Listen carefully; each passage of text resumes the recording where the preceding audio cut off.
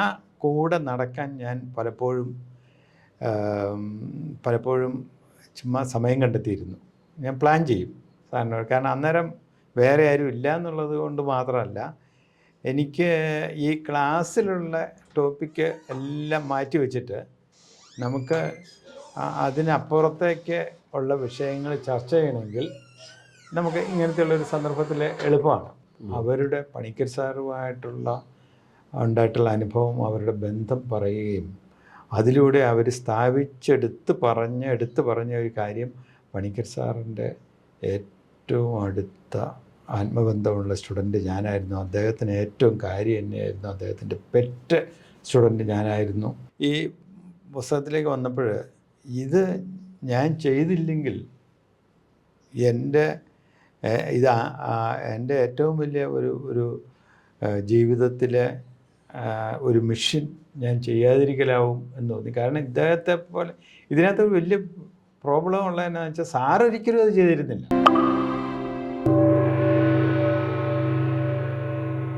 ജീവിതത്തിൽ ഏതൊക്കെ ഘട്ടങ്ങളിലാണ് ഇപ്പം പ്രീത സാറിന് പണിക്കർ സാറുമായിട്ടുള്ള ഈ നിരന്തരമായ ബന്ധത്തിൽ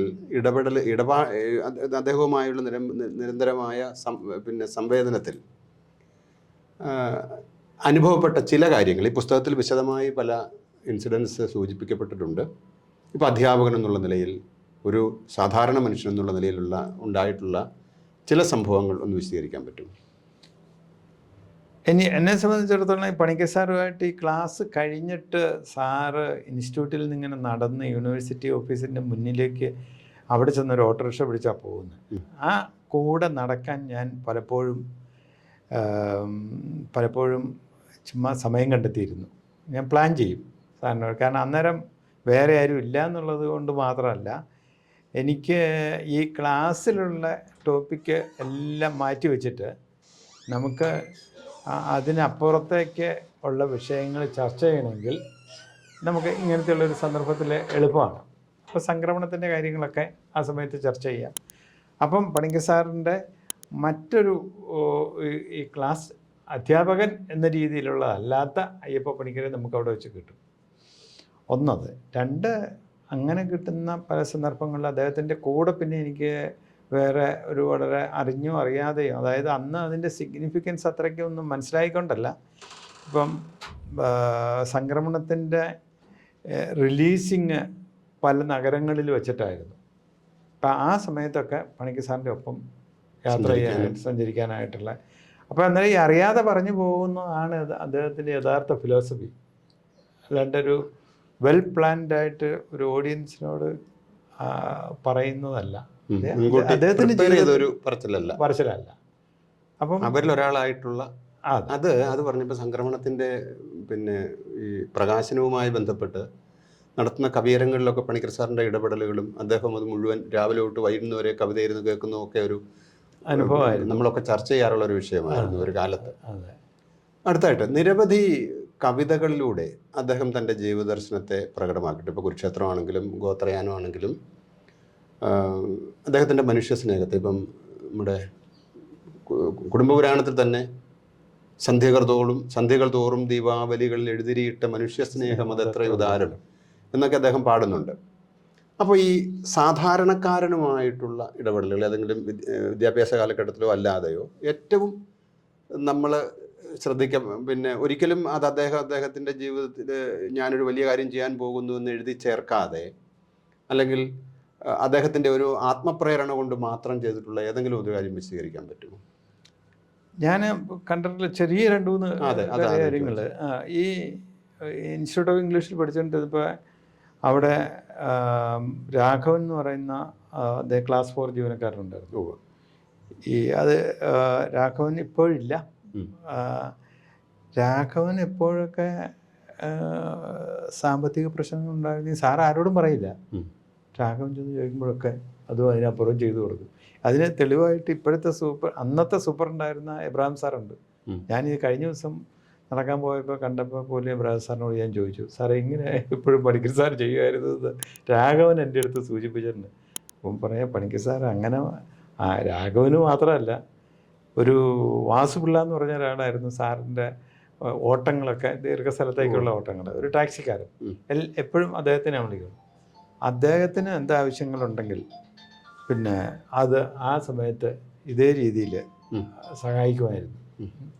അപ്പം നമ്മൾ മനസ്സിലാക്കിയേക്കുന്ന എന്നാന്ന് വെച്ച് കഴിഞ്ഞാൽ, അതുപോലെ കവി രാഘവനത്തോടി അദ്ദേഹം തന്നെ പറഞ്ഞിട്ടുണ്ട്, എങ്ങനെ പുസ്തകം പ്രസിദ്ധീകരിക്കണം എന്ന് പറയുകയും പിന്നെ പുസ്തകം അതിനുള്ള ഇതെല്ലാം ചെയ്തു, പക്ഷേ അതിനുള്ള സാമ്പത്തികം ഒന്നും ഉണ്ടായില്ല.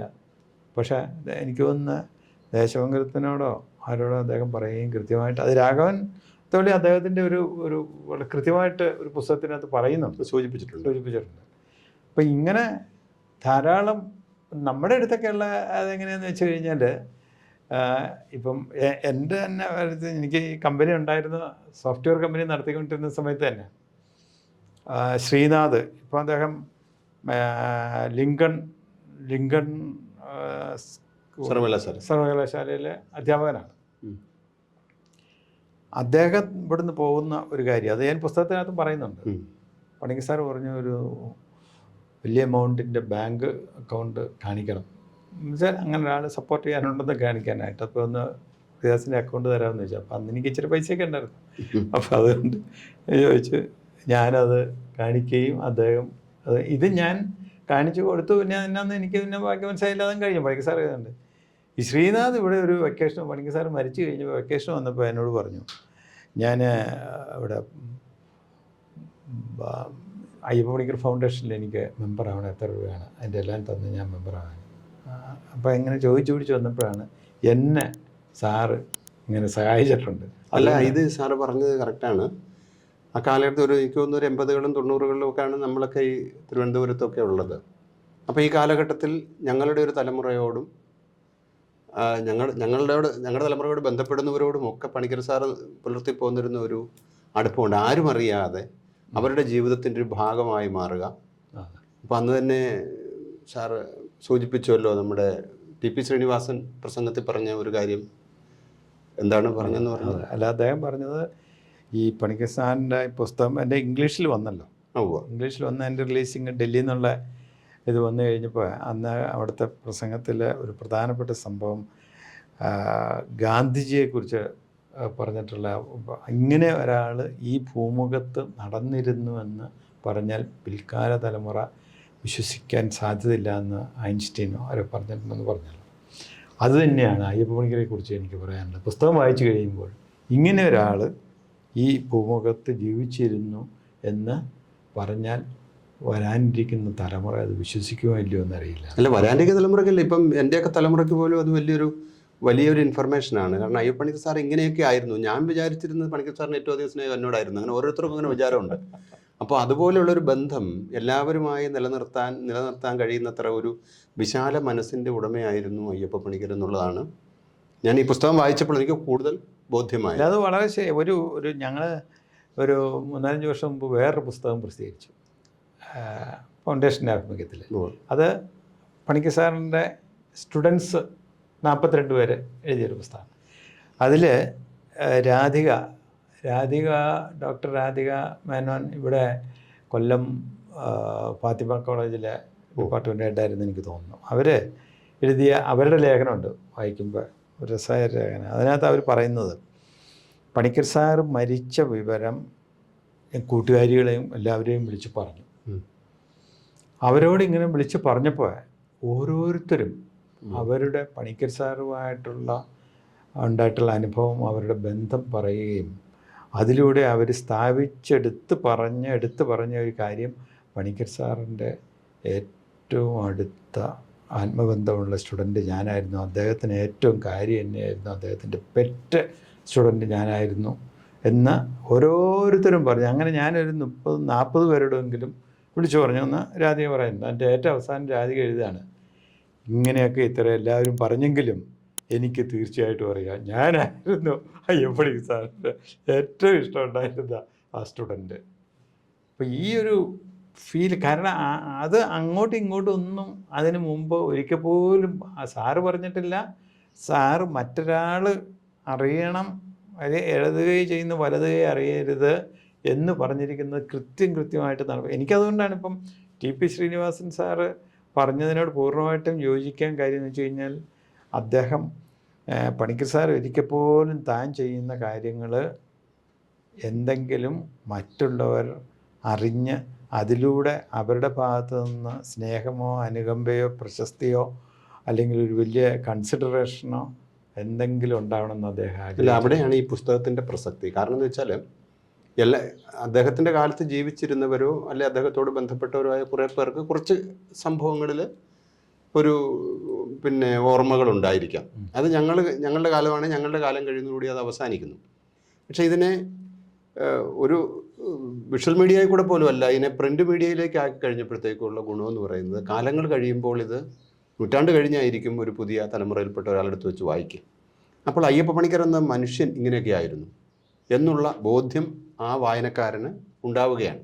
അത്ര ഒരു വലിയ ദൗത്യമാണ് പ്രേതാസ് മംഗലത്ത് ഈ പുസ്തകത്തിൻ്റെ രചനയിലൂടെ ഏറ്റെടുത്തത് എന്നുള്ളതാണ് ഞാൻ മനസ്സിലാക്കുന്ന ഒരു വലിയ സംഭവം എന്ന് പറയുന്നത്. അത് അതിനകത്ത് ഒരു കാര്യം ആദ്യം ഡോക്ടർ സാർ പറഞ്ഞു തന്നെയാണ്. അതായത് ഗാന്ധിജിയെക്കുറിച്ച് നമ്മളിങ്ങനെ കോട്ട് ചെയ്ത് പറയാറുണ്ട്, എൻ്റെ ജീവിതമാണ് എൻ്റെ സന്ദേശം. ശ്രീനാരായണ ഗുരു പറഞ്ഞത് നമ്മൾ കോട്ട് ചെയ്ത് പറയുന്നത്, ചട്ടമ്പി സ്വാമി പറഞ്ഞതെല്ലാം കോട്ട് ചെയ്യണം. അപ്പോൾ എൻ്റെ ഒരു സുഹൃത്തുണ്ട്, അദ്ദേഹം ഇപ്പം മരിച്ചു പോയി, കേരള കൗമുദിയിലുണ്ടായിരുന്ന ജോജോ, PC ജോജോയ്ക്ക് പണിക്കർ സാറിന് നന്നായിട്ട് അറിയാവുന്നതാണ്. ജോജോ എന്നോട് പറഞ്ഞെന്താ, ഈ പുസ്തകം വായിക്കാൻ കൊടുത്തു കഴിഞ്ഞപ്പോൾ അദ്ദേഹത്തിന് വളരെ ഇഷ്ടപ്പെടാനുണ്ടായ കാരണങ്ങളിലൊന്ന്, അയ്യപ്പ പണിക്കർ സാറിനെ നമ്മൾ ഇപ്പോൾ ഗണിക്കുന്നത് കവികളുടെ ഒരു കുലത്തിലാണ്. ഇപ്പം എഴുത്തച്ഛൻ, കുമാരനാശാൻ, അയ്യപ്പ പണിക്കർ, ഇങ്ങനെയൊക്കെയുള്ള അതല്ല വേണ്ടത്. ചട്ടമ്പി സ്വാമി, ശ്രീനാരായണ ഗുരു, അയ്യപ്പ പണിക്കർ, ഇങ്ങനത്തെ ഒരു ശ്രേണിയിലാണ് നമ്മൾ കൊണ്ടുവരേണ്ടത്. അപ്പം ഇപ്പം ശ്രീനാരായണ ഗുരുവിന് തന്നെയാണെങ്കിലും നല്ല കവിയായിരുന്നെങ്കിലും അത് കവി എന്ന രീതിയിൽ അദ്ദേഹത്തിൻ്റെ വാസം പറഞ്ഞു കഴിഞ്ഞാൽ അതിനേക്കാളും ചർച്ച ചെയ്യപ്പെടുന്നത് അദ്ദേഹം ഒരു സോഷ്യൽ റിഫോർമർ, സാമൂഹ്യ നവോത്ഥാനത്തിൽ ഇടപെട്ടായിരുന്നു. അതുപോലെ തന്നെ നേരെ തിരിച്ചാണ് പണിക്കർ സാറിൻ്റെ. പണിക്കർ സാറ് വാസ്തവം പറഞ്ഞാൽ ഈ നവോത്ഥാനം, പക്ഷേ അദ്ദേഹം എന്താണെന്ന് വെച്ചാൽ ഈ സോഷ്യൽ ആയിട്ട് റിഫോം ചെയ്യണം എന്ന കാര്യം, അല്ലെങ്കിൽ നല്ല മനുഷ്യനായി ജീവിക്കണം എന്ന കാര്യം ഒരിക്കലും ആരോടും പറഞ്ഞിട്ടില്ല. അല്ല, അവിടെ ഒരു പ്രശ്നമില്ലേ ശരിക്കും പറഞ്ഞാൽ? അത് എങ്ങനെ പുതിയ തലമുറ സ്വീകരിക്കും? അപ്പോൾ നല്ല മനുഷ്യനായിട്ട് ജീവിച്ച് കാണിക്കുന്നു, ജീവിച്ച് കാണിച്ചു. അത് അല്ലെ, കാരണം ഈ കൊച്ചു പിള്ളേരപ്പം ഞാൻ പറയാം, ഒരു 2 വയസ്സ് 3 വയസ്സ് 4 വയസ്സ് അല്ലെങ്കിൽ 5 വയസ്സ്, ഈ കുട്ടികൾ എങ്ങനെയാണ് സത്യത്തിൽ അവരെ ഒരു നല്ല മാതാപിതാക്കളാണെങ്കിൽ ഈ കുട്ടികളും സ്വാഭാവികമായിട്ട് നല്ല മാതാപിതാക്കളാകും. അതെന്നാന്ന് വെച്ചാൽ മാതൃക, അവരത് കണ്ട പഠിച്ചത്, അവർക്ക് അങ്ങനെയൊക്കെ ജീവിക്കാൻ പറ്റുള്ളൂ. എല്ലാവരും അങ്ങനെ ആയിരിക്കണം എന്നില്ല. ഞാൻ പറഞ്ഞ അതേ രീതിയിൽ പണിക്കർ സാറിനെ കുറിച്ച് അറിയാവുന്നവർ ഇപ്പം ഞാൻ ഈ പുസ്തകം എഴുതുക എന്നുള്ള ഒരു നിയോഗമായിരുന്നു എന്ന് വിശ്വസിക്കുന്നുണ്ടോ? അല്ല, അതൊരു ഇതല്ലേ ശരിക്കും പറഞ്ഞാൽ പുതിയ തലമുറയിലേക്ക് അയ്യപ്പ പണിക്കർ എന്ന ആളെ പകർന്നു കൊടുക്കേണ്ട ഉത്തരവാദിത്വം ഒരു നിയോഗമാണെന്ന് തോന്നുന്നില്ലേ? അത് തോന്നുന്നുണ്ട്. കാരണം എന്താണെന്ന് വെച്ച് കഴിഞ്ഞാൽ കൃത്യമായിട്ട് എനിക്ക് ഈ പുസ്തകത്തിലേക്ക് വന്നപ്പോൾ ഇത് ഞാൻ ചെയ്തില്ലെങ്കിൽ എൻ്റെ ഏറ്റവും വലിയ ഒരു ജീവിതത്തിലെ ഒരു മിഷൻ ഞാൻ ചെയ്യാതിരിക്കലാവും എന്ന് തോന്നി. കാരണം ഇദ്ദേഹത്തെ പോലെ ഇതിനകത്ത് വലിയ പ്രോബ്ലം ഉള്ളതെന്നു വെച്ചാൽ സാറൊരിക്കലും അത് ചെയ്തിരുന്നില്ല. അതെ, പിന്നെ ചെയ്യാൻ ആരെ കൊണ്ട് പറ്റും? അത് അനുഭവിച്ചറിഞ്ഞ ഒരാൾക്ക് പറ്റുള്ളൂ. അത് തന്നെ ഡൊമിനിക് സാർ ആദ്യം പറഞ്ഞാൽ ഈ ബാക്കിയുള്ളവർ അങ്ങോട്ടും ഇങ്ങോട്ടും ഈ കാര്യം ചർച്ച ചെയ്യുന്നില്ല എന്നുള്ളത് കൊണ്ട്, കാരണം അവരെ മാത്രം സ്നേഹിച്ചുകൊണ്ട് അവർക്ക് ഭയങ്കരമായിട്ടുള്ള കാര്യം ചെയ്തു കൊടുത്തു എന്നുള്ള അവർ കരുതുന്നത് അതൊരു ചർച്ചയ്ക്ക് വിഷയബോധം ആവില്ല. പിന്നെ സാനുമാഷൊക്കെ പല കാര്യങ്ങളിപ്പം എഴുതിയിട്ടുണ്ട്. അദ്ദേഹത്തിൻ്റെ സാനുമാഷും സച്ചിമാഷും അല്ലെങ്കിൽ അങ്ങനെ തോമസ് മാത്യു അനുഭവിച്ചറിഞ്ഞിട്ടുള്ള പലരും അത് അവരുടെ, എന്നാൽ പോലും പ്രഥമവും പ്രധാനവുമായുള്ള അദ്ദേഹത്തിൻ്റെ സാഹിത്യ സവരിയെക്കുറിച്ച് എഴുതിയ കൂട്ടത്തിൽ അല്ല, ഇതുപോലുള്ള ഒരു അന്വേഷണമായി മാറുന്നില്ല. വ്യക്തി ജീവിതത്തിൽ അവർക്ക് കിട്ടിയ ചില അനുഭവങ്ങളല്ലേ ഇത്. ഈ പുസ്തകത്തിൽ ഒത്തിരി പേരെ കോട്ട് ചെയ്യാനും അവരുമായിട്ട് സംസാരിക്കാനും ഒക്കെ തയ്യാറായിട്ടുണ്ടല്ലോ ഈ പുസ്തകത്തിൻ്റെ രചനയ്ക്ക്. അതിൻ്റെ ഒരു കാരണം കൂടെ ഉണ്ട് സാർ. എന്നാന്ന് വെച്ചാൽ ഞാനോർത്തും അയ്യപ്പ പണിക്കർ സാറിനെ ഞാൻ മനസ്സിൽ കൊണ്ടു നടക്കുന്ന ഇത് എല്ലാം റിസർച്ച് ചെയ്ത് കഴിഞ്ഞോടി ഒരു വിശുദ്ധനാണെന്നാണ്. ഇതിന് അല്ല എന്ന് പറയുന്ന ആരെങ്കിലും ഉണ്ടോ എന്ന് എനിക്കറിയണമായിരുന്നു. ഞാൻ അത് എൻ്റെ വീട്ടിൽ തന്നെ ചർച്ച ചെയ്തിട്ടുണ്ട്. ഞാൻ ഈ എത്തിപ്പെടാൻ പോകുന്ന കൺക്ലൂഷൻ, അതായത് അവരെന്നും ഇപ്പം ഏതോ ഒരു കരീം സാറാണ് ആരോ പറയുന്നുണ്ട് കേട്ടോ, ഒരു വിശുദ്ധൻ ആണ് നടന്നത്. അപ്പം അങ്ങനെ ആ ഒരു കക്ഷി ഇപ്പം അയ്യപ്പ പണിക്കർക്ക് ശത്രുക്കൾ ആരെങ്കിലും ഉണ്ടായിരുന്നോ എന്നൊരു ചോദ്യം ചോദിക്കുമ്പോൾ ഇത് ഞാൻ എന്ത് ചെയ്തു, റിസർച്ച് ചെയ്യുന്ന മാതിരി ശത്രുക്കളെന്ന് പറയാൻ സാധ്യതയുള്ള കുറേ പേരെ വിളിച്ചു ചോദിച്ചു. അല്ലെങ്കിൽ അയ്യപ്പ പണിക്കർ സാറിനെ കവി എന്ന രീതിയിൽ അംഗീകരിക്കാത്ത കുറേ പേരെ വിളിച്ചു ചോദിച്ചു. ആർക്കും ഒരു തിരിച്ചൊരു അഭിപ്രായം പറയാൻ ഉണ്ടായില്ല. കവിതയോട് വിമർശനം ഉണ്ടാവാം, കവിതയോട് വിമർശനമുണ്ട്, അത് നടന്നിട്ടുണ്ട്. പക്ഷേ ഇപ്പോൾ ആത്മാരാമൻ എന്ന് പറയുന്ന നമ്മുടെ പ്രധാനപ്പെട്ട ഒരു സാറിൻ്റെ സ്റ്റുഡൻറ്റുമാണ്. എനിക്ക് എൻ്റെ ഒക്കെ ജൂനിയറായിട്ട് പഠിച്ചതാണ്. അപ്പോൾ അദ്ദേഹം തന്നെ അയ്യപ്പ പണിക്കർ എന്ന കവിയെ അദ്ദേഹത്തിന് ഇഷ്ടമല്ല. പക്ഷേ അദ്ദേഹത്തിൻ്റെ ചില കാര്യങ്ങൾ ഒരു ഇതിനകത്ത്, അതായത് എന്തോ ജോലി കിട്ടി ബോംബെക്ക് പോവുകയാണ് എന്ന് പറഞ്ഞ് ബോംബെക്ക് പോകാൻ തുടങ്ങുകയാണ്. അപ്പോൾ അദ്ദേഹത്തിനെ സംബന്ധിച്ചിടത്തോളം അദ്ദേഹം പഠിച്ചുകൊണ്ടിരുന്ന സമയത്ത് തന്നെ അയ്യപ്പ പണിക്കർ സാറിനെതിരായിട്ടുള്ള വിമർശനം, കാരണം സ്കൂളാണ്, അത് വേറൊരു സ്കൂളായി കൃഷ്ണവാര്യർ അങ്ങനെയൊക്കെയുള്ള സുഗതകുമാരി ടീച്ചറിൻ്റെ ഇങ്ങനെയൊക്കെയുള്ള സ്കൂളായതുകൊണ്ട് അതിൽ അഭിരമിച്ചുകൊണ്ടിരുന്ന ആളാണ്. പക്ഷെ അധ്യാപകനായതുകൊണ്ട് അദ്ദേഹം പിന്നെ പോയി പറഞ്ഞു ഞാനിങ്ങനെ പോവുകയാണ്, ബോംബെക്ക് പോവാണ് എന്ന് പോകുന്നു. അടുത്ത ദിവസം അപ്പോൾ ഒരു ഭാര്യ നല്ല ഉദ്യോഗം കിട്ടിയത്. അപ്പം പണിക്കർ സാറ് പോണതിന് മുമ്പ് കാണുമല്ലോ നമ്മളല്ലേ ഒരു പ്രാവശ്യം. പോകുന്നതിൻ്റെ തലേദിവസം പണിക്കർ സാറിനെ കാണാൻ വീണ്ടും അദ്ദേഹം ചെല്ലുകയാണ്. അടുത്ത ഇത് അദ്ദേഹം ഭാഷാഭൂഷണിൽ എഴുതിയിട്ടുള്ളൊരു ലേഖനത്തിൽ നിന്ന് ഞാൻ എടുത്തതാണ്, പിന്നീട് സംസാരിക്കുകയും ചെയ്തു. അപ്പോൾ ഒരു കത്ത് കൊടുത്തു, ബോംബെയിലല്ലേ, വലിയ പരിചയമൊന്നുമില്ല എന്നല്ലേ ഇന്നലെ പറഞ്ഞ. അപ്പോൾ അതുകൊണ്ട് ഇത് കൊടുത്തു. ഇതിനകത്ത് എഴുതിയേക്കുന്ന ആൾ അപ്പോൾ ബോംബെക്കാരനാണ്, അതുകൊണ്ട് ഉപകാരം എന്ത് വേണമെങ്കിലും ചെയ്യണം. പുള്ളി അവിടെ വെച്ച് കത്തങ്ങ് വാങ്ങിച്ച് പോക്കറ്റിലിട്ടു. അത് കഴിഞ്ഞ് ബയ്യൊക്കെ പറഞ്ഞ് പുറത്തേക്ക് ഇറങ്ങി വരാന്തയിൽ ഇറങ്ങിയിട്ട് കത്തെടുത്ത് നോക്കുമ്പോൾ നിസീം എസൈക്കിൽ അന്ന് ജീവിച്ചിരുന്ന ഏറ്റവും പ്രധാനപ്പെട്ട എഴുത്തുകാരനാണ് ഇന്ത്യയിലെ. അത് കഴിഞ്ഞിട്ട് കത്തെടുത്ത് വായിച്ച് കഴിഞ്ഞപ്പോഴാണ് എനിക്ക് ഏറ്റവും വേണ്ടപ്പെട്ട എൻ്റെ സ്റ്റുഡൻ്റാണ് ഈ വരുന്നത്, വേണ്ട എല്ലാ കാര്യങ്ങളും ചെയ്തു കൊടുക്കണം. അപ്പം ഞാൻ എവിടെയാണ് ജീവിക്കുന്നത്, ഇത്രയും നാൾ എങ്ങനെയാണെന്നൊക്കെ ഉള്ളത് എനിക്ക് എന്നെ തന്നെ വിശ്വസിക്കാനായില്ല എന്ന് പറഞ്ഞത് എഴുതിയിട്ടുണ്ട്. അപ്പം പണിക്കർ സാറിനെ സംബന്ധിച്ചിടത്തോളം എനിക്ക് തോന്നുന്നില്ല അദ്ദേഹത്തിന് ആരോടെങ്കിലും ഒരു ഇപ്പം ചെമ്മനഞ്ചാക്ക പറഞ്ഞ ഒരു മണിക്കർ സാറിനെ ആർക്കും പുള്ളി എന്നെ കവിത എഴുതിയിട്ടുണ്ടല്ലോ, നീ ലോകത്ത് എവിടെയാണെങ്കിലും നീ സ്നേഹിക്കുന്നവർ നിന്നെ സ്നേഹിക്കട്ടെ. സാറിന് എല്ലാവരോടും സ്നേഹമാണ്. അതുകൊണ്ട് സാറ് സ്നേഹിക്കുന്നവർ സാറിനെ സ്നേഹിക്കും. സാറിന് കുറച്ചുകൂടി വിശാലമാണ് സാറിൻ്റെത്. അതെ, ഒരു മനുഷ്യ സമൂഹത്തെ മൊത്തം സ്നേഹിക്കുക എന്ന് പറയുന്ന ഒരു കാഴ്ചപ്പാടാണ്. അതെ. പിന്നെ മറ്റൊരു കാര്യം ചോദിക്കാനുള്ളത്, സാറിനൊരു രാഷ്ട്രീയം ഉണ്ടായിരുന്നു? സാറിന് അങ്ങനത്തെ ഒരു രാഷ്ട്രീയ കാഴ്ചപ്പാടുണ്ടായിരുന്നു എനിക്ക് തോന്നുന്നില്ല. കാരണം കക്ഷി രാഷ്ട്രീയമല്ല ഉദ്ദേശിക്കുന്നത്, അല്ലാതെ തന്നെ. കാരണം സാറിപ്പോൾ ഒരു പറഞ്ഞേക്കുന്ന ഒരു സെൻറ്റൻസ്, ഒരു ലേഖനത്തിൽ പറഞ്ഞിരിക്കുന്ന ഒരു സെൻറ്റൻസ് ഉണ്ട്. അത് ഈ അച്യുതമേനോനെ കുറിച്ച് പറഞ്ഞിരിക്കുന്ന ലേഖനത്തിലാണോ അതെയോ പിന്നെ ബലറാമിനെ കുറിച്ച് പറഞ്ഞിരിക്കുന്ന ലേഖനം, ഈ രണ്ട് മൂന്ന് CPI ലീഡേഴ്സിനെ കുറിച്ച് അദ്ദേഹം ലേഖനങ്ങൾ എഴുതിയിട്ടുണ്ട്. അന്നത്തെ സാറിൻ്റെ ചെറുപ്രായത്തിൽ ഇവിടെ വിരാജിച്ചിരുന്ന 2-3 ലീഡേഴ്സ്. അപ്പോൾ ആ ഒരു ലേഖനത്തിനകത്ത് പറയുന്നത് എന്നാ വെച്ചാൽ, ഒന്നിൽ കൂടുതൽ മനുഷ്യർ യോജിച്ച് പ്രവർത്തിക്കുന്ന എല്ലാ സ്ഥലത്തും അഭിപ്രായ വ്യത്യാസങ്ങളുണ്ടാകും. അതുകൊണ്ട് തന്നെ തീർച്ചയായിട്ടും ഇങ്ങനെയുള്ള ഫോറങ്ങളിൽ ഒക്കെ നമ്മൾ അഭിപ്രായ വ്യത്യാസങ്ങൾ പ്രതീക്ഷിക്കുകയും അതനുസരിച്ചിട്ട് ജീവിക്കുകയും ചെയ്യണം. അപ്പോൾ ഇങ്ങനെ ഒരു ഫിലോസഫിയാണ് അദ്ദേഹത്തിൻ്റെത് എന്നുള്ളത് കൊണ്ട് ഒരിക്കൽ പോലും ഏതെങ്കിലും ഒരു രാഷ്ട്രീയ സ്ഥാനത്തോട് ചേർന്ന് പ്രവർത്തിക്കാൻ അദ്ദേഹത്തിന് സാധിച്ചില്ല. ഇപ്പോൾ അടിയന്തരാവസ്ഥയിൽ കഴിഞ്ഞ ദിവസം ഒരു ലേഖനത്തിൽ ഞാൻ വായിച്ചു, അടിയന്തരാവസ്ഥയിൽ അതിശക്തമായിട്ടുള്ള ഏറ്റവും വലിയ കാറും ബുദ്ധിജീവികളൊക്കെ തന്നെ അടിയന്തരാവസ്ഥയോട് ചേർന്ന് വന്നപ്പോൾ ഉണ്ടാകുന്നു. അല്ലെങ്കിൽ കടുക്ക അദ്ദേഹം അത് തന്നെ കോട്ട് ചെയ്ത്, ആ കടുക ഇത്രയും ശക്തമായ ഒരു കവിത അയ്യപ്പ പണിക്കരാണ് എഴുതി. ഭാഗ്യത്തിന് അന്നത്തെ അതെ അല്ല, അതിനകത്തൊരു വ്യത്യാസം വെച്ചാൽ അന്നത്തെ സെൻസർ ബോർഡിന് അത് മനസ്സിലായി കാണില്ല. അല്ലെങ്കിൽ അയ്യപ്പ പണിക്കർ പിറ്റേ ദിവസം ജയിലിൽ പോകേണ്ടതാണ്, യാതൊരു സംശയമില്ല. അമ്മച്ചി എന്നൊക്കെയല്ലേ വിളിക്കുന്നത്. ശരിയാ. അപ്പം പക്ഷേ അന്തർദേശീയ രാഷ്ട്രീയം ഒക്കെ പിന്നെ ഇദ്ദേഹത്തിന് വിഷയമായിരുന്നല്ലോ എപ്പോഴും.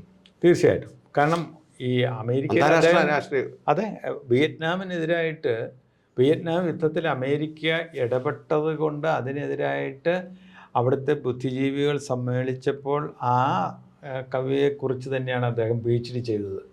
അത് ലീഡ് ചെയ്ത കവിയെക്കുറിച്ച്. അതുപോലെ രാജീവൻ സാറിൻ്റെ പ്രസംഗത്തിൽ അദ്ദേഹം കൃത്യമായിട്ട് പറയുന്നുണ്ട്, ഈ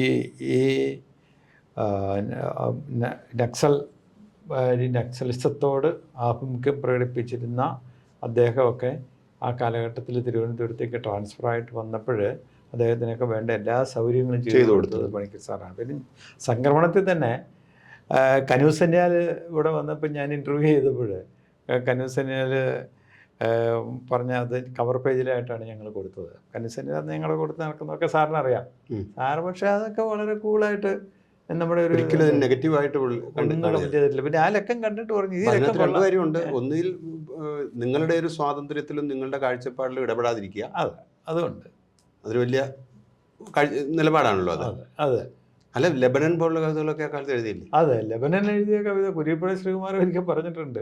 ലെബനനെ കുറിച്ച് ഇതേ കവിത എഴുതാൻ ഇങ്ങനെ മനസ്സിലാലോചിച്ചിട്ട് വന്നപ്പോഴേക്കുമാണ് സംക്രമണത്തിൽ കവിത കാണുകയും ഇത് നമ്മൾ ആലോചിച്ച അതേ സംഭവം തന്നെ അതിനേക്കാളും ഭംഗിയായിട്ടൊരു കവിത വന്നിരിക്കുന്നല്ലോ, ഇനി ഞാൻ എഴുതുന്നില്ല എന്ന് അദ്ദേഹം സൂചിപ്പിച്ചു. അല്ല, കുരുക്ഷേത്രമൊക്കെ ശരിക്കും പറഞ്ഞ രാഷ്ട്രീയ കവിതയല്ല. കുരുക്ഷേത്രം, ഹൂഗ്ലി, ലെബനൻ, ലെബനനൊക്കെ ഉള്ളിൽ നിലനിൽക്കുന്ന രാഷ്ട്രീയം, വളരെ ശക്തമായ രാഷ്ട്രീയം കൈകാര്യം ചെയ്യുന്ന കവിതകളാണ്.